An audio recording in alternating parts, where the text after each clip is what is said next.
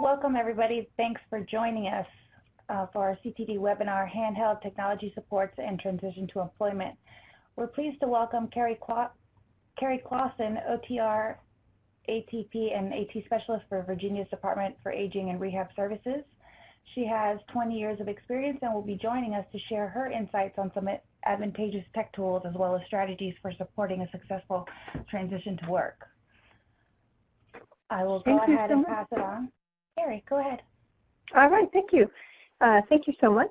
I just want to thank everyone for logging in to listen at the beginning of their short week after hopefully a nice relaxing weekend.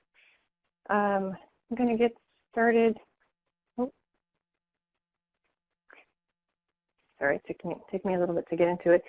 So I work with the Virginia Division for Rehab Services, and I first wanted to take a few minutes and just give a brief overview of VR services. I know we have a wide range of participants. So we are a vocational rehab agency. We are tasked with helping people with disabilities and employment, and every state has an agency like ours. There are different names for each state, and I just kind of wanted to put a little bit of the history of how we came to be.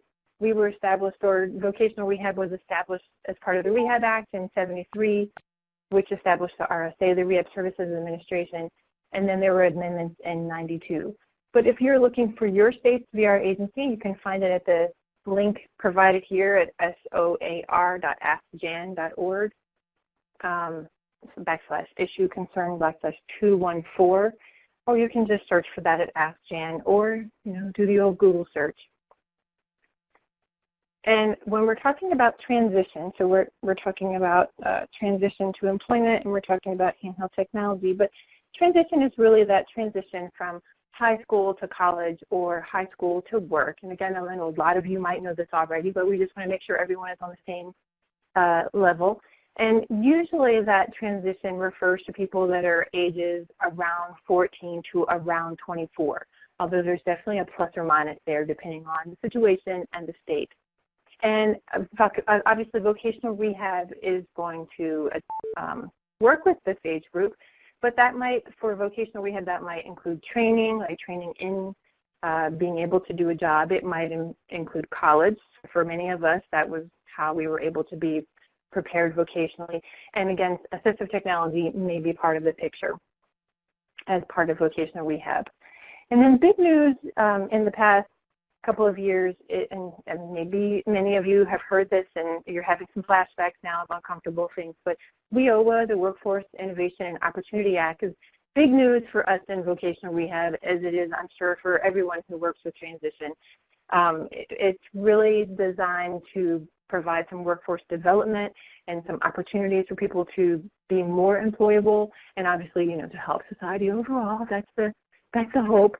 But as part of that, we're looking again at training, at education, and employment-related services. And the big focus for WIOA is that it really expanded the reach of vocational rehab agencies and for schools to target younger students, particularly younger students with disabilities, to help them be more prepared for employment at graduation.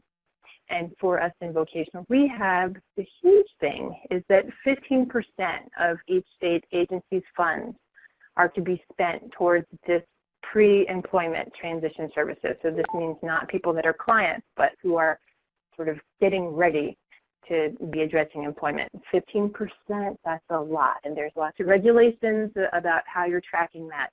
And if you are interested in seeing how your state is managing this WIOA, you can look at that at the link provided.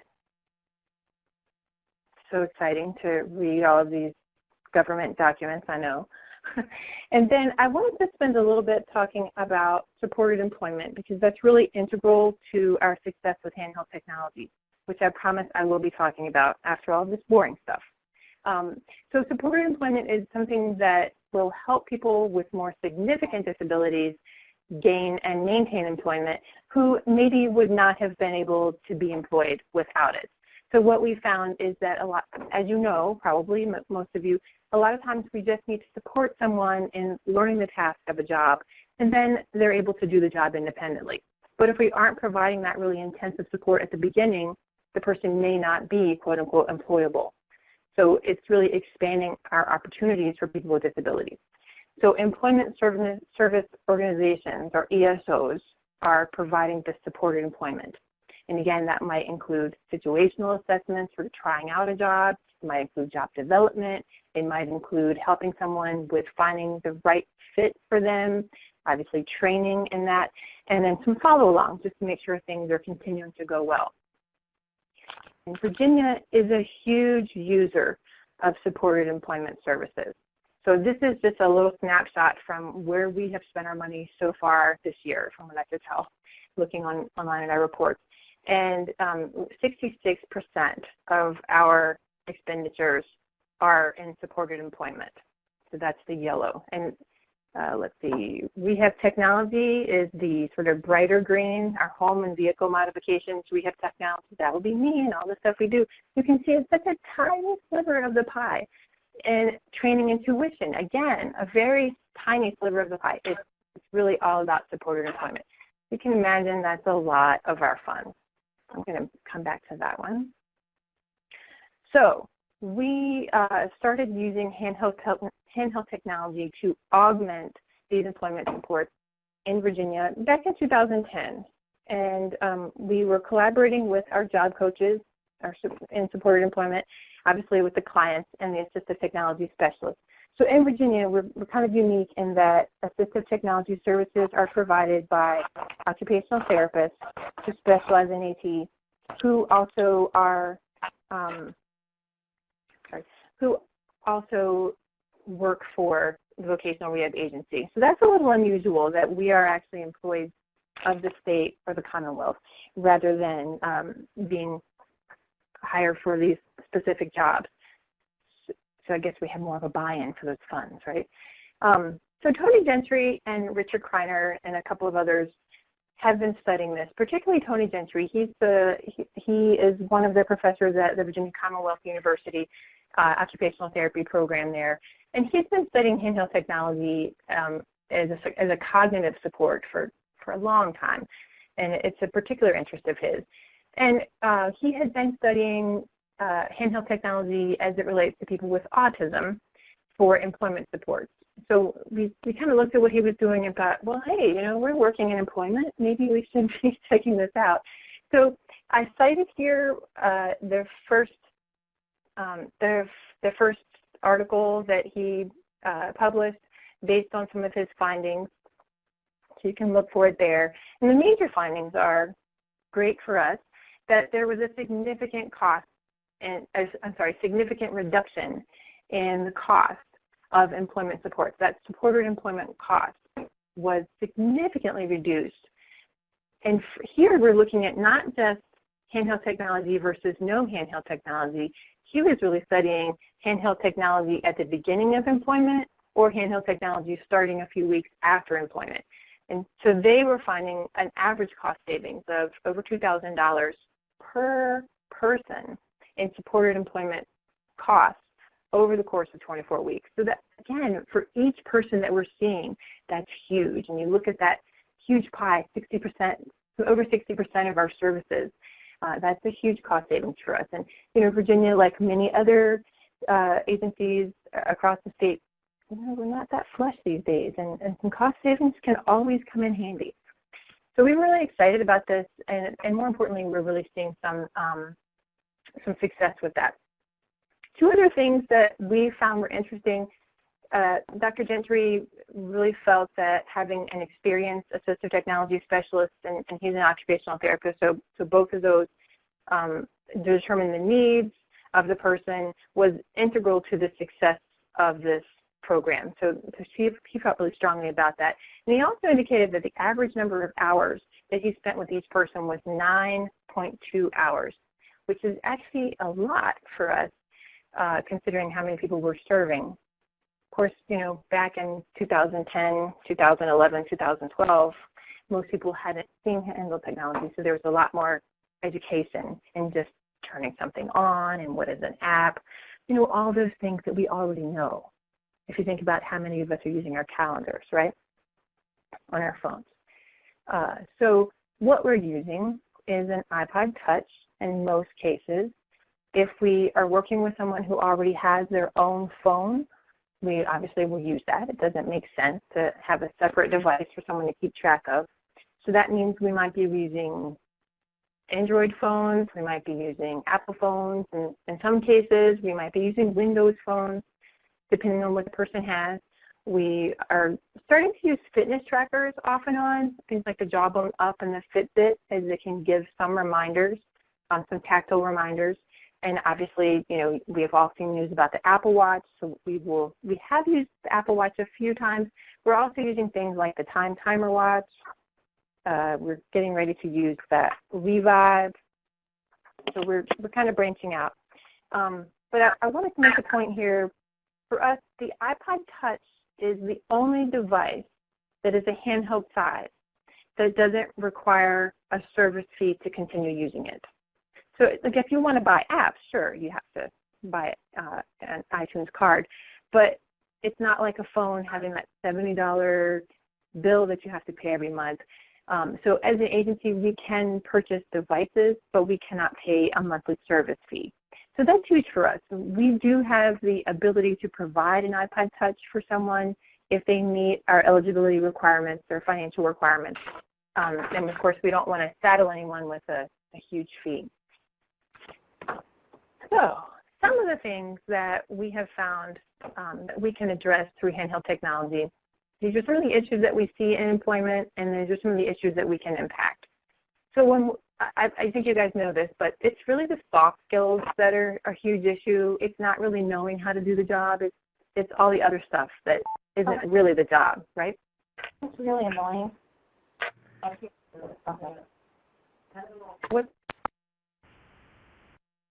sorry, are you having difficulty hearing?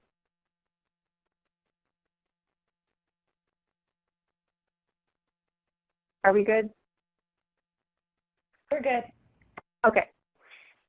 So there are social, emotional issues that can impact employment. And a lot of times we're working with people who have anxiety. In fact, I feel like every person that I see has anxiety because they're starting a new job. How is that not anxiety-provoking, right? So speaking with coworkers, talking to the supervisor, talking to customers, a lot of times working with people who are uncomfortable talking to strangers. And you know what? At work, pretty much everyone is a stranger if you're working in a retail situation. That can be anxiety-provoking. We also might have people who are having some anxiety specific to a task. Like I worked with someone who was uncomfortable being around the stove.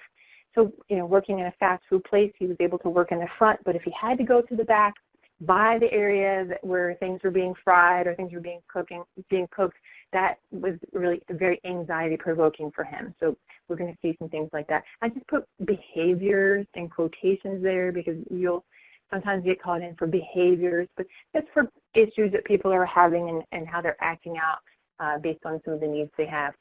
And then a huge one would be a professional appearance. And sort of along with that is maintaining good hygiene. Those are things that really make a difference in keeping your job. Maybe some of you have more experience with than others. And then just in terms of the work itself, a lot of times we're working with people who have some difficulty, like as I said, with learning the job, with following the procedures, following the routine, just kind of getting in the swing of things, needing a lot more support with that. Getting things done, keeping track of what they need to do. A huge issue for us is work pace and getting people to work at the pace that is expected by the supervisor. Another huge issue are breaks. So taking your break at the right time, but more importantly, coming back from the break when you're supposed to. And I can't tell you how many times we've had people who've lost their job over that issue before we were involved. And then another issue that a lot of people have will just be remembering all of the things that are spoken to them to do. It can be very disorganizing for people that we're working with who have auditory processing issues. So these are all things that we can address. So we're going to talk about some of the standard apps that are available, and here specifically we're talking about the Apple iPod Touch, but obviously many of these are also available on Android phones and on other phones. So the calendar. Now, I want to remind you, in 2010, we were kind of at the forefront of using the calendar for things like reminders to leave for work. Now this is sort of, passé to you guys. Of course you would just set a reminder, but 7 years ago, that was sort of groundbreaking that you can use an iPod Touch to do that. So a lot of times we can set a reminder on the calendar when it's time to leave for work to ensure that the person is on time. A huge thing that we have an issue with is people getting up in time to go to work. And I like to say getting up on time is not really an issue of getting up as much as it is an issue of going to bed. And maybe some of you who work in the schools are experiencing this every day with people that are trudging in the morning. But we might set a reminder to get to bed at the time that the person feels is appropriate for them to be able to do their job well the next day. And then again, that leaving or returning from break, that's a great thing to put on the calendar. Some other things that we might put are just kind of getting ready for the day, packing the lunch for the next day or getting the uniform ready. And another thing about the calendar and having things kind of all laid out on the calendar is that visual layout can really have an appeal for our visual learners. And again, for people that have difficulty with that passage of time, it can be a lot easier for them to see that on the calendar app. And then reminders, one of my favorites, this is obviously standard just on iOS, but there are similar apps that you can use. AnyDo is one that I'm thinking of right now for Android. And again, having a task list of things that people need to do at work. So you see here, check the schedule, check the cart to stock the missing supplies, packing their lunch, taking their meds, kind of a range of things that this person is getting reminders for. Hygiene, I mentioned before, it's huge, but just having a reminder to put on deodorant or take a shower or brush your teeth, whatever it is that might need to be reminded, the Reminders app is a good place to put that. And then taking medication as well. And, it's wide open here how you could use that. Notes, I don't use this as much, but, for a long time it was the only thing we had like this. But I do have people sometimes put their login or clock-in procedures. Sometimes it can be really complicated that you have to get to the computer and you have to remember your passcode, and that can be really challenging. So kind of putting that in. Another thing that we have issues with is people who will ask their supervisor over and over, okay, I did that. What do I need to do next? Okay, I've done that. Now what do I need to do? Okay, now what do I need to do? Over the course of 8 hours, that really interrupts the workflow for the supervisor. And it's not really the kind of behavior that we want our employees modeling. So if we can encourage them to write down their list of questions, now obviously the checking, what do I do? We want to have a task list like this with the pallets to keep oriented what they need to do. But if they have questions like, oh, I need to remember that I need to take off in December. Oh, I wanted to ask him if I can have a new uniform. Oh, I needed to get a new pair of shoes. Whatever, all of those things, let's collect those in notes and then present them all at one time. Preferably, at a meeting that's already been established. But then here I have a picture of an example, someone who was working in a dairy case or in the dairy area. And then this is just a list of the things that he needed to do. You can see that it's kind of old because it's the older notes. The camera and the video, that was really such a game changer for us because when the iPod Touch 4 came out, we could suddenly take video right on the iPod. We can manipulate it. We can do some editing, and then it could be available for use immediately. We didn't have to go back to our computers and our office. So this was huge. And one of the things that we use it the most for is video modeling, which I'll talk about in a few minutes. I often will take a picture of, okay, here's what the shelf is supposed to look like after you have the display finished. And then a lot of times people have difficulty with facial recognition. So we might take a picture with permission of coworkers, and you can edit pictures now and you can write on them, which is kind of nice. And so you could write, okay, that's Sally, that's Megan, that's Carrie, and it makes it easier to recognize people's faces. Also, another favorite thing that I do with the camera is put a picture up of some sort of cue that someone might need as their lock screen. So like if we have someone who's displaying some inappropriate behavior, you might have a picture of, well, you might have a picture of a badge, like, you know, this kind of behavior could get you in trouble, so you want to curb that behavior. Not the best example there. You might also provide a reminder like, this phone is to be used only during your break time. So that could be your lock screen. So as the phone gets turned on, you can see, oh, right, I'm not supposed to use it. Just as a reminder. Not foolproof, but it's something that you can use. FaceTime, again, that's obviously just on iOS. But this is something that a lot of our job coaches really benefit from. I'm in the Northern Virginia area, so traffic can really increase our costs. You know, we might have someone going just 5 or even 10 miles away, and it can be 45 minutes for our job coach to get on site with that client. So if they can FaceTime, if the client has an iPod, they have Wi-Fi, the job coach can do that, then we're talking about a 5-minute meeting over FaceTime instead of an hour or 2 hours, you know, with the travel. So that's kind of nice. We also find that sometimes just having the ability to have that face-to-face, I'm doing that air quotes, that face-to-face interaction using FaceTime, kind of like an insurance plan, that maybe you don't need to check in with a job coach, but just knowing that you can, if you really get into trouble, that you have that option, can be very reassuring. And we've had some examples where that has really decreased some of that repetitive sort of checking in behavior, just by having that as an example or as an option. Not that it got used, just that it was there. So that's nice to have. Okay, now we're getting to talking a little bit more about some of the apps. And I'll take some questions in a minute. So I just wanted to give a little case study with someone that I was working with.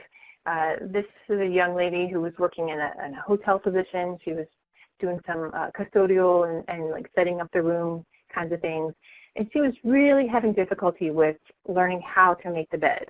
So we had a couple of options here, right? We could take a video of how to make the bed. But, you know, if you're watching the video at the time that you're making the bed, it's difficult, right?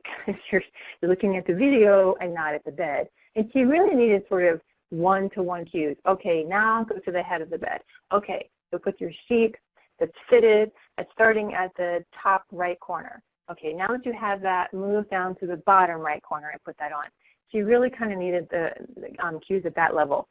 And so what we did is a voice memo, actually. So we recorded me giving her the cues in time so that she could kind of follow along. She could play it, she didn't have to look at it, and it would provide those cues. You can see how that's augmenting the supports that she would have in place.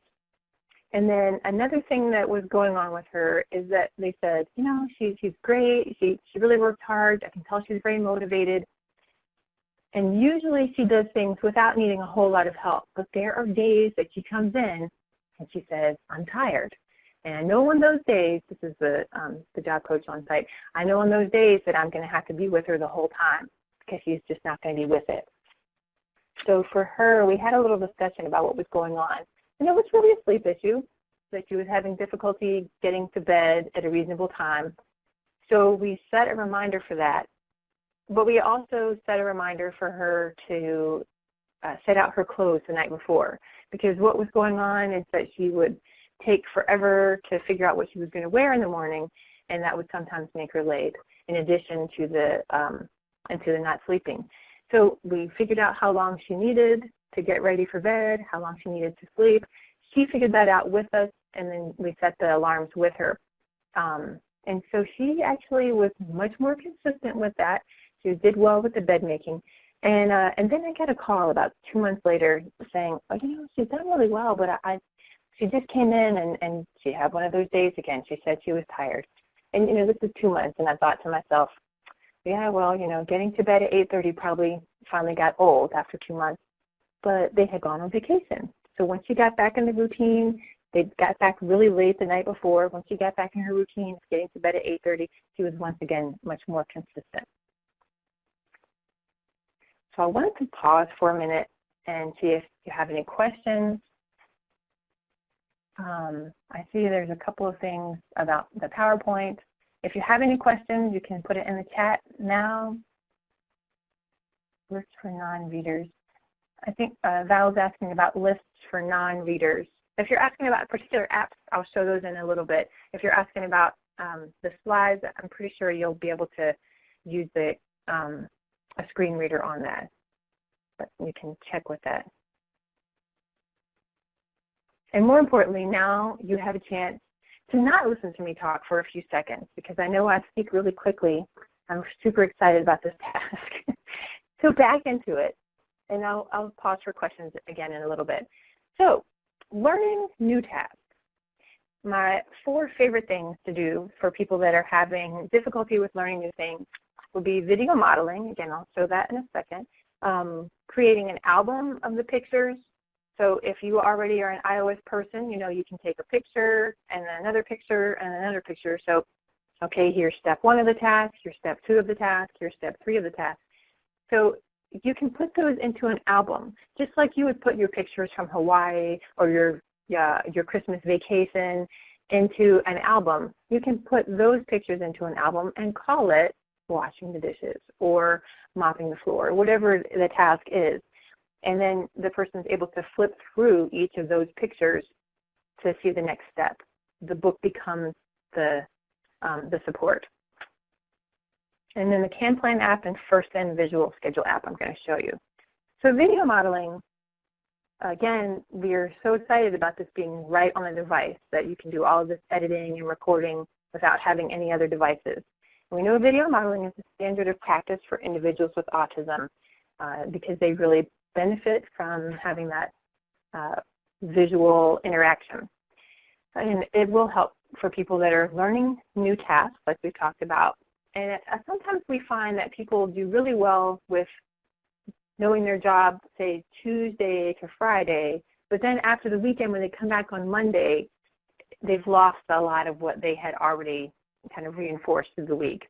And this is, triply so over a vacation, like over the holidays, or if they go away with their family, or if they take their own vacation.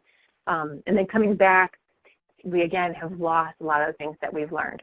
So having a video of that procedure can really help reinforce some of the things that people either already know or that are learning. And so I'll use just the camera that's already on there most of the time. I find that to be really effective. And then you can do a lot of the editing right in the camera app. But if we wanted to put a couple of videos together, and I have an example to show you, I like to use iMovie. And that's something that you can get on your Apple devices as well. So we've got the video. I lost my slide for that. And yeah, and 30 Hands is a great video modeling. That's a good point, Mary. So this is a video of just mopping. You're going to see the cues. I'm sorry, you're going to hear the cues and see that we're actually showing the entire procedure. And sort of halfway through, you're going to see that really speed up because we want to show the entire process without it taking 15 minutes, right? So let's see how that works. The bucket, put it in the sink, turn the water on, use some hot water.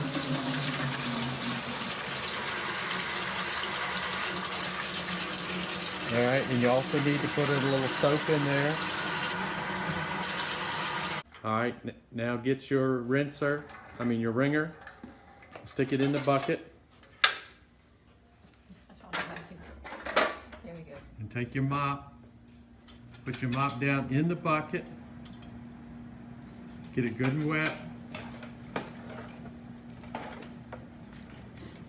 Now move your bucket over to the area that you're going to mop.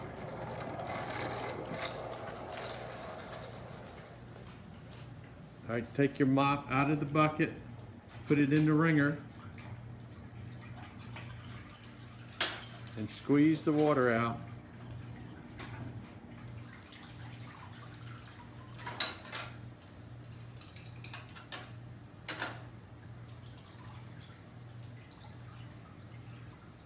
Take your mop out of the wringer, place it on the floor, and then swing your mop as far as you can from left to right that's comfortable. Don't overstretch yourself too much. Just kind of be comfortable you swing. You can always move over.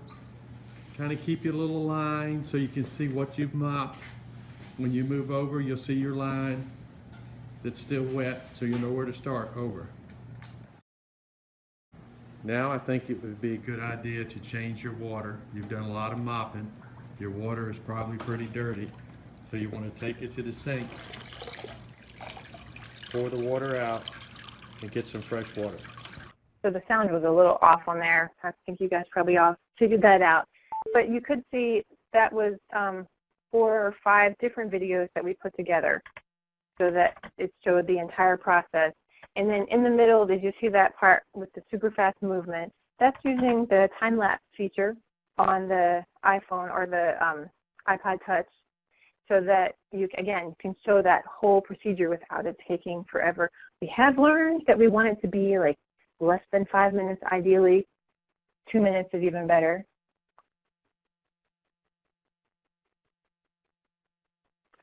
Okay, and then, again, video modeling can be used for a whole variety of things. It can reinforce social skills. You guys have all seen the social stories. It can reinforce some anxiety management strategies, but that was just one example of how it could support work tasks. So here's CamPlan. CamPlan is a nice app that offers you a task list. So here you can see on the left, charge phone, collect carts, make coffee, wash clothes. These are things that need to be done. You can time those so that an alarm will go off. And so here it says at 1:30 you're supposed to collect the carts, at 9 a.m. make the coffee, and 11:30 wash the clothes. Obviously that's a weird mismatch, hodgepodge of tasks, but just kind of demonstrating that you can do that. And you have step-by-step instructions within this video, within the app. So you can see the wash clothes screenshot down the bottom left. And the next slide would be separate the whites and colors. And then the next one over would be place laundry into the machine. And the really cool thing about this is if you look at the bottom of each of those, you see the little green speak button. And that's actually giving you some text-to-speech for whatever you have typed in. So it will read those things out loud, separate whites and colors, place laundry into machine. So this has a lot of options. You can also put some video in to follow along instead of these step-by-step pictures. So it really offers a lot. The cool thing about CamPlan, besides all that, is that you can try it out for free. You can put up to 3 tasks in there for free. And then if you decide that it's working for the situation that you have, it's $14.99. That's like the magic number for all of these. You'll hear this throughout. $14.99. Unfortunately, there's no Android comparison for CamPlan, although 30 hands is pretty close, isn't it? And then First Then Visual Schedule, the next one I want to show you. Great thing about First Then Visual Schedule is it is available on Android. Woo-hoo. We can't say that very often. It's $14.99 on iOS, but $4.99 on Android. Interesting. And what it is here is more of a pictorial checklist. So, and it's great that you can kind of have your checklist into different groups. So you can see here's the Get Dressed group, a morning school routine group, a Saturday chores group, and that's what I've kind of broken out. And the Saturday chores, this right-hand picture, empty the trash, sweep, mop, empty the dishwasher. This is a busy person, right? You can check off each of those, and you get the little green check mark to know that it's done. So that is the that screen on all the way on the right shows you the entire list. You can also modify that so that you see here in the middle that it's just one task, and once you check that off, you can swipe and it'll show you the next task. Or you can have it show you just 2. So just depending on how much you need to kind of modify how much a person is looking at one time. One thing that I don't like about First Then Visual Schedule is that it does look to me pretty childish, and we're really trying to use things that are more adult looking, but we can put our own pictures in. So while this does have a kind of kiddie look with the sunshine and things like that, we can put our own pictures in of a cart or of the shelves that are being stocked as you can see some of these other pictures over here. So we can affect that somewhat. And again, that visual representation can be really helpful. A lot of times people are able to read, but they still benefit from having pictures to help keep them oriented, particularly if their reading isn't as strong or they just really benefit from that visual of pictures. So it's worth checking out. And then 30/30, honestly, these are apps for following a routine. And so I have 4 to show you here: 30/30, visual planner, or visual schedule planner, actually, ChoiceWorks, and good old voice memo. So 30/30, I think I probably use this more than any of the other apps I do, just for the type of people that I tend to see, I think, are able to benefit from this more than some of the others. It's free. I love that. It's the right price. You can't make a case against that with the price. It is available only on iOS, which is so unfortunate because it's a great app. And 30/30 is a cross between a timer and a task list. So the top sort of wheel, the circle that you see, that's the timer. And you can see in both of those that there's an area where the color is darker and an area where the color is lighter. And that moves to show you the passage of time. And again, remember when I said work pace was a big issue? This is a way that we can kind of orient a person, like 20 minutes. You have 20 minutes to finish working on this, or you have 5 minutes to check the dining room. And then you can see, oh, the time is half up, so I should be about half done with what I'm doing. So we love that. It is very easily customizable. As you can see over here on the right, there's a pretty long checklist there of all the things you do. It automatically will advance to the next thing on the list once the time has elapsed, which is a nice feature. You can pause it. If you're finished with something and the time is still going, you can click the check button, and again, it will advance to the next thing. So I have a lot of people who benefit from sort of orienting their day, their routine, by looking at that. So that's worth checking out. And then another app for following a schedule is the Visual Schedule Planner. I'll be honest, it's complicated. That part of it is not my favorite, but there are some clients for whom this really meets the needs that they have. So it's kind of a planner, but it has that pictorial representation. So again, for someone who's really visual, this would be a benefit. So you can see the little pictures of the breakfast. There's a picture of sitting in class. I feel that this is also probably more appropriate in a school environment, although not inappropriate for work. But that is the first slide. I have another picture. Here are some of the time things. So you can repeat the breakfast. You can have a reminder, or it will beep to give you an alert, like, hey, it's time for you to go to your class, or it's time for you to go get the cards, or it's time for you to pick up the trash bins, whatever that is. You can add your own pictures, your own sounds, and then you can link to video. And it is, guess what, $14.99, and also available only on Apple. See, there's a theme, right? Apple, unfortunately. And then ChoiceWorks is a great app that I just found out about. One of my coworkers is a huge fan of this. It also looks very childish, and once again, we can change that by the pictures that we choose. And just like some of the other apps, you have different groupings of lists. They're very visual. So here we're looking at the nighttime schedule, and what you do is slide over the app that slide over the picture when you're done. So you eat dinner, you can slide it over. You take a bath, slide it over. Put on pajamas, slide it over. Oh, okay, brush teeth and go to the bathroom is what I have left. So in terms of a task list, that's great. What's really cool about this are these two that you see, worried and upset, and also the waiting. And what those do is they provide some different strategies, or a way to remind people of different strategies and activities for self-regulation and for emotional control. And also for waiting, like these are the things you can do while you're waiting. You can read a book, you can listen to some music, you can talk to a friend. To just kind of help people through some of the things that cause them stress. But that's a really nice feature, the self-regulation aspect. I forgot to say, ChoiceWorks is $6.99 and only on iOS. And visual timers, for the people that work in schools, this is nothing new for you. Visual timers are a great way to provide that visual representation of time. And it seems like so many people that we're working with don't really have that integral in their minds. Like, you can say 15 minutes, but that doesn't really have a meaning to them, which makes it difficult in a job to know how fast you need to work. So some of our favorites are time timer. That's just like the time timer that you use in schools, but it's an app. Viz timer is another one that's similar. I think it's a little cheaper. And then another one to check out is 360 thinking. And it's a little more complicated, but it gives you like a ramp up to that or preparation for the time. It shows you the time, and then it allows you to kind of finishing up. So it's complicated, but it has some nice options. Time timer is available on Android for 99 cents and for iOS for $2.99.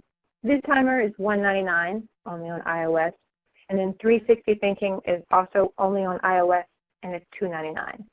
But you know, there are tons and tons of these visual timers, so I'm not saying these are the three best on the entire App Store and Google Play Store. You probably have your own favorites. All right, apps for anxiety. We're moving right along. So it seems like anxiety is my wheelhouse these days because most of the people that I work with really struggle with it, as I said. So here's some of the apps that I found to be really helpful. My Calm Beat. This is a free app on Apple and on Android. Nice price and available on all the devices. And it just trains people in a slower breathing pattern.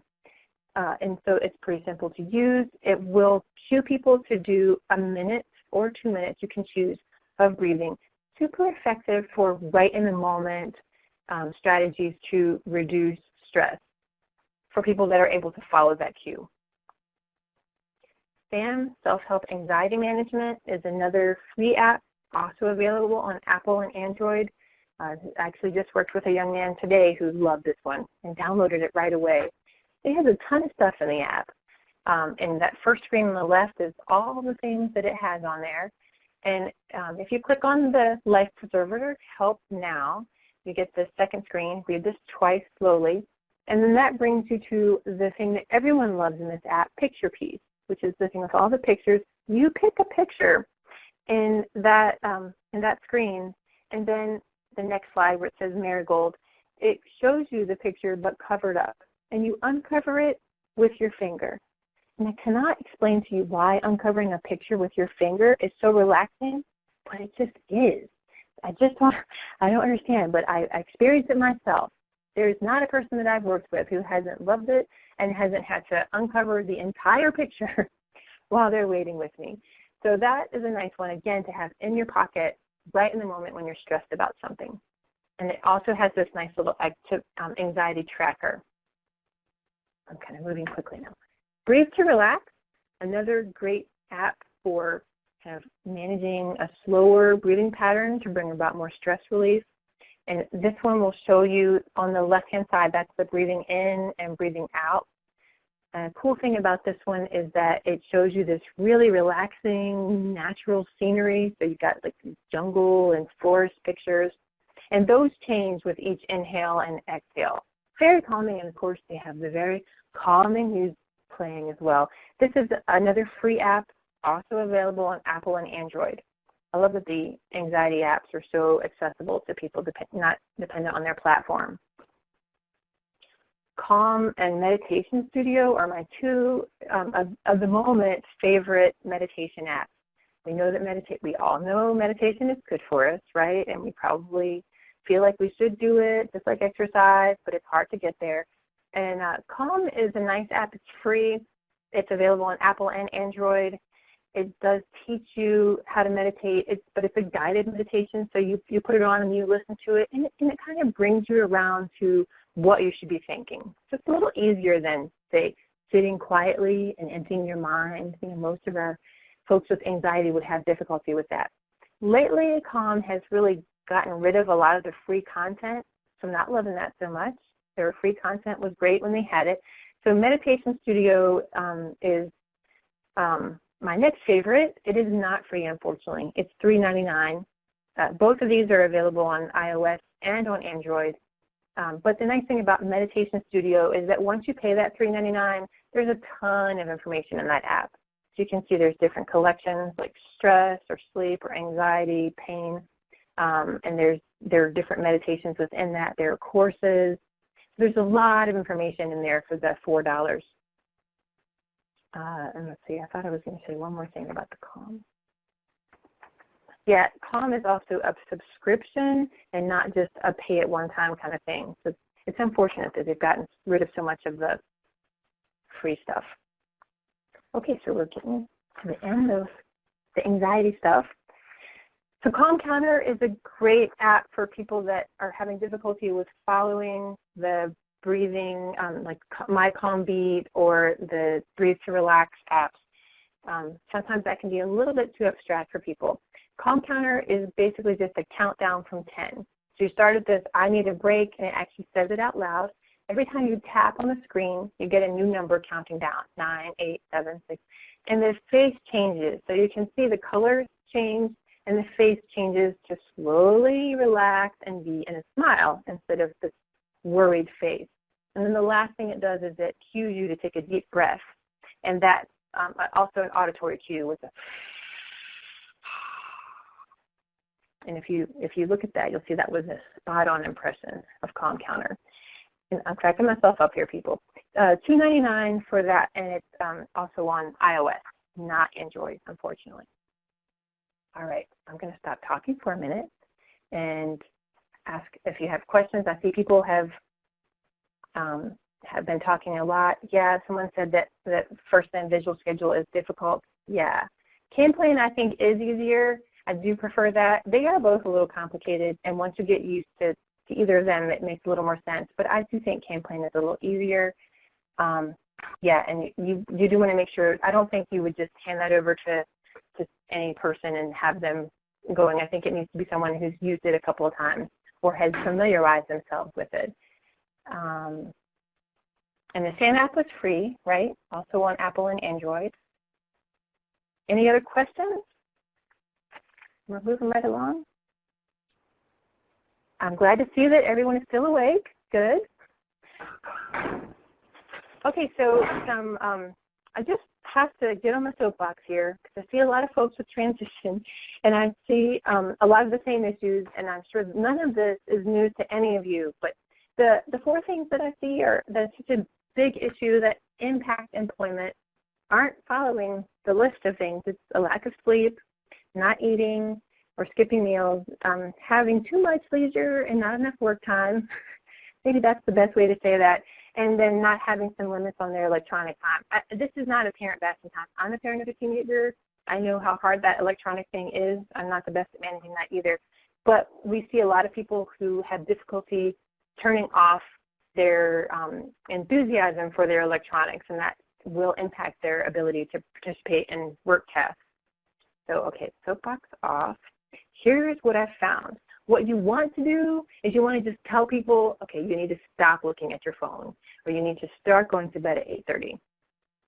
But that does not really lead to behavior change. For those of you who work with teenagers, you know, I'm preaching to the choir. You know this. But I found a solution. So motivational interviewing can help you guide the person in, so motivational interviewing is one of those keys to behavior change, and I'll talk about that in a minute. You also want to help guide that person into talking about what their obstacles are. So why, what is it that's keeping you from getting to bed earlier? Or what is it that makes it hard for you to get a shower every day? So having them answer those questions and think about that and reflect on that. And then you can provide information like, well, most people need, between 7 and 9 hours of sleep. Or there are a lot of studies that have shown looking at your phone before you go to bed can impact how restful your sleep is, But that one is maybe a stretch, but in terms of getting people to buy in. So having that goal identification is key. Having a plan for accomplishing those goals. You guys know all of these, right? And then being accountable. So that's the key for behavior change. So motivational interviewing, if you don't know about this, I went to a conference and learned about it. It's something that's been used for people that have had substance abuse. And the spirit of motivational interviewing is that you have respect for the individual. Instead of telling them what they need to do, you're collaborating with them, and you're kind of sending the message that I know that you know what it is that you need. I'm just going to help you get there. Not because I'm like smarter than you or because I have all the answers, but the two of us could probably figure this out together. So as much as we want to lecture, that doesn't really work. And I have found this to be so successful with the transition population and also for some of the habit change for anxiety management.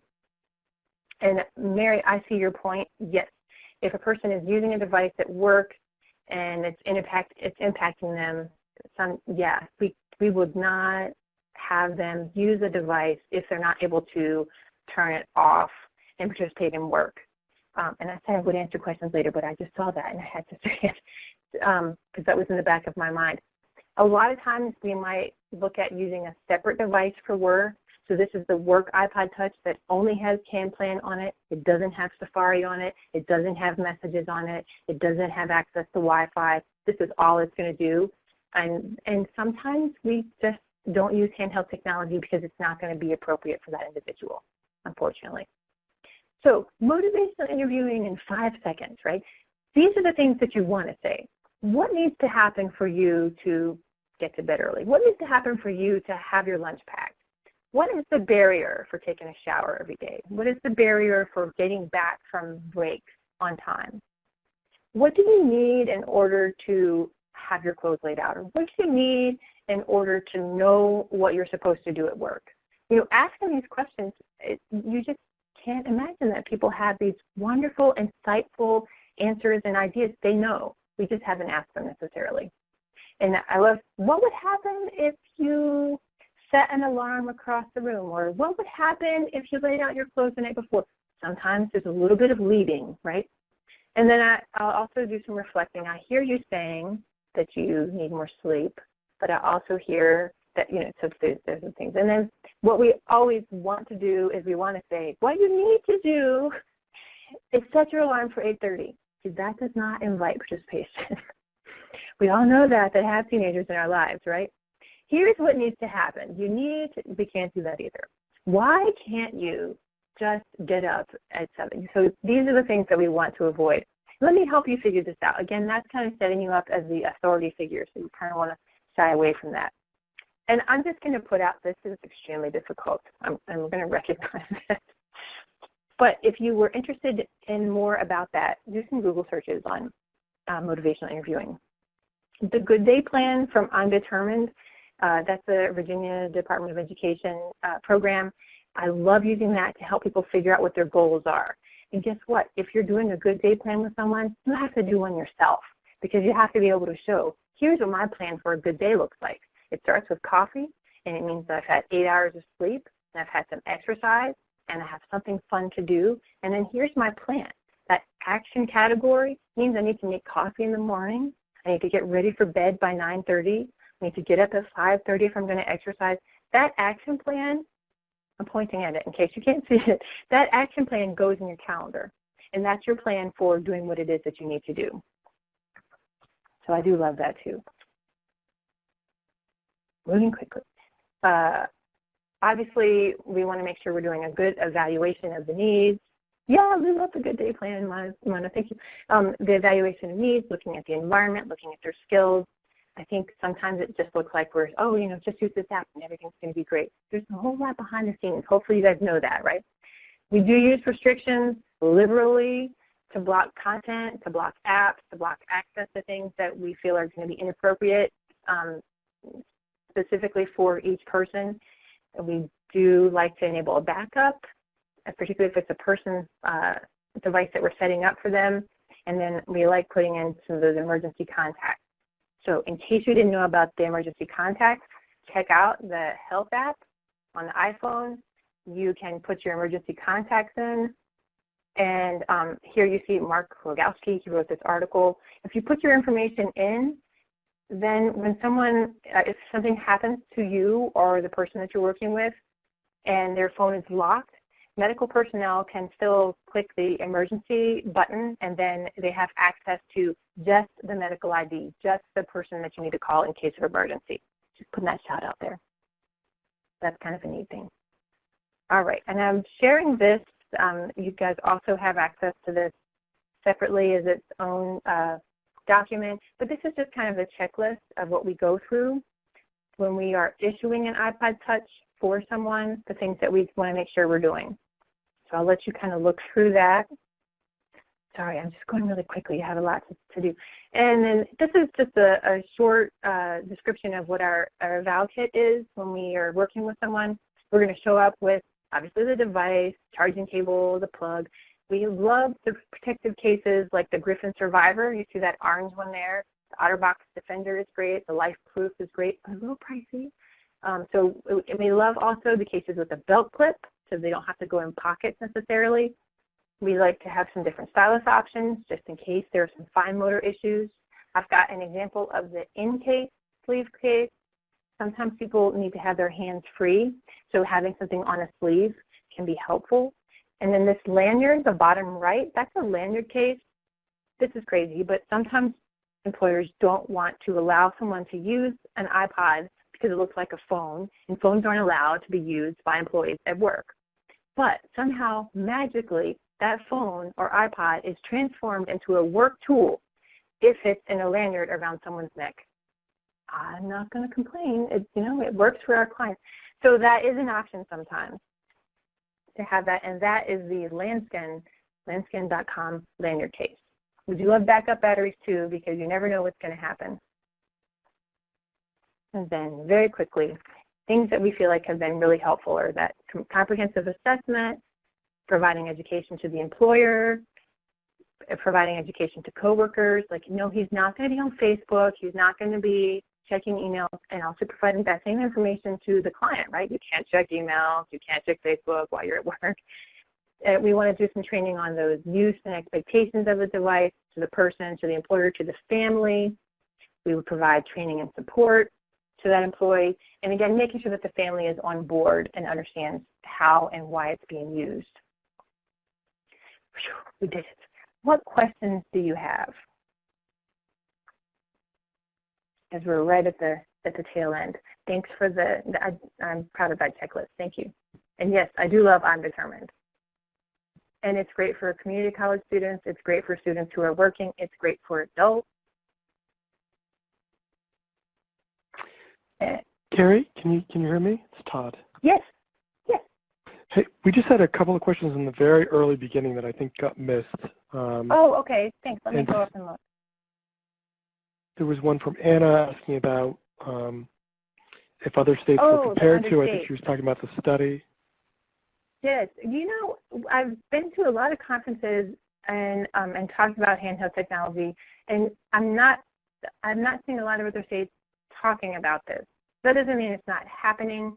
I think when we think about the iPod Touch, it's relatively new, and smartphones in general are relatively new. So I think getting those into the AT sort of mindset is taking us a while to get there, and I think we're all kind of just figuring it out. I know that when our job coaches go to their national conferences, they're not hearing a lot of other people talking about that either. But I also think things like using the calendar to remind you to get back from break is not rocket science, right? So I think that's happening a lot more, and people are just not talking about it. That's probably the worst answer ever, but hopefully that's helpful. And if you're in New York and you want to know what's available in terms of voc rehab, go back and look at that slide to see what your voc rehab agency is called and find out how you can apply for them.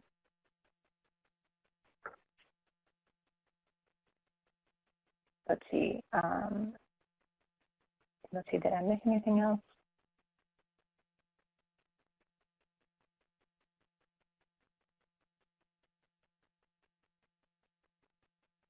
I think that's it. Does anyone else have a question?